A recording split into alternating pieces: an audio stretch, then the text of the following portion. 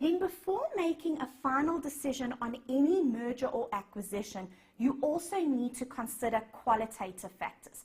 So you can't only look at the impact of the merger or acquisition from a financial perspective, but qualitative factors must also always be considered.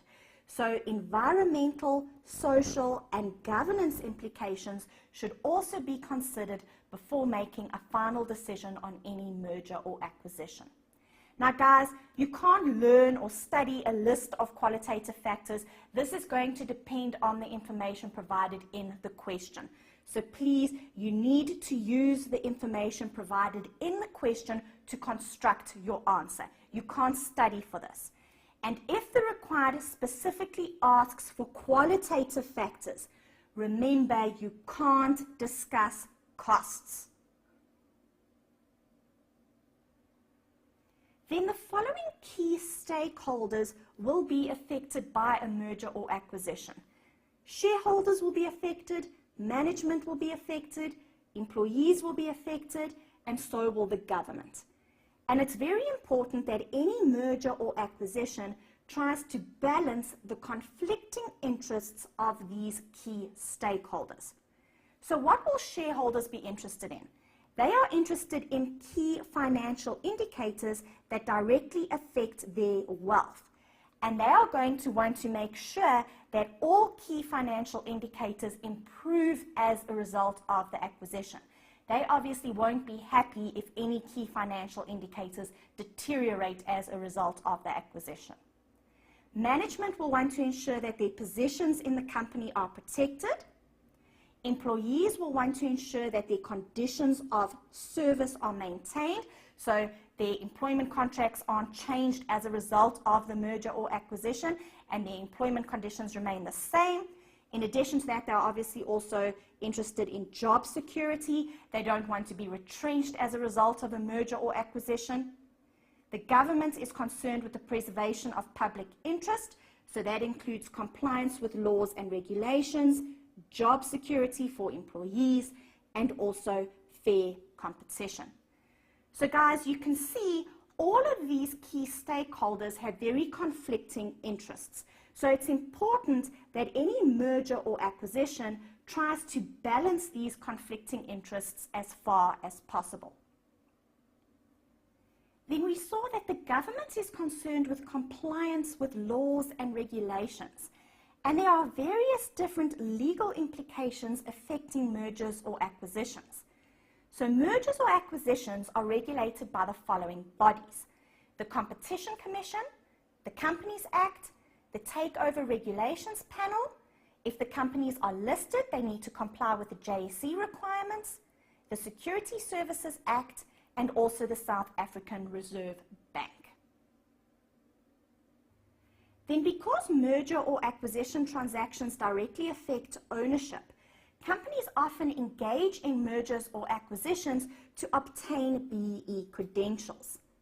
Now guys, please make sure that you understand how the BEE levels or the BEE rating system works. The lowest rating is if a company is non-compliant. Then just above that you have a level 8, and the highest rating is a level 1.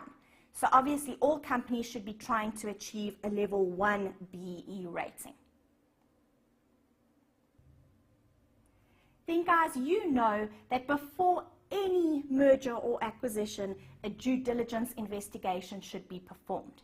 And a due diligence investigation refers to the detailed examination of the target company, and this happens before any merger or acquisition. Now just below you can see we also have a post-acquisition review. So a due diligence investigation happens before any merger or acquisition. On the other hand, a post-acquisition review happens after the merger or acquisition has taken place. And although these reviews are not common practice, they can provide very valuable information, so they should be performed. Now guys, all of the information on this page is very straightforward, so I don't want to waste your time just reading through the information provided. However, please note this is important and it can't just be left out. So please read through all of the information relating to due diligence investigations. Also read through all of the information relating to post-acquisition reviews. Make sure you are happy with the advantages and also the disadvantages. And if you have any questions, please let me know. Then lastly, we need to look at management buyouts. And management buyouts are also a type of acquisition. However, the buyers represent the existing management of the business. And the purpose of a management buyout is usually for management to set themselves up as owners of a business. And they do this either to avoid retrenchment if the company is threatened with closure, or because they want a chance to run their own business. Now, normally these managers can only finance a small portion of the purchase price, and the rest comes from borrowings. So as a result of this, the company's gearing in early years is often very high. However, management buyouts are often successful because the managers are highly motivated to make the business succeed. And the reason for this is their personal assets often serve as security for the loans. So we saw above, they can only finance a small portion of the purchase price, and the rest comes from borrowings.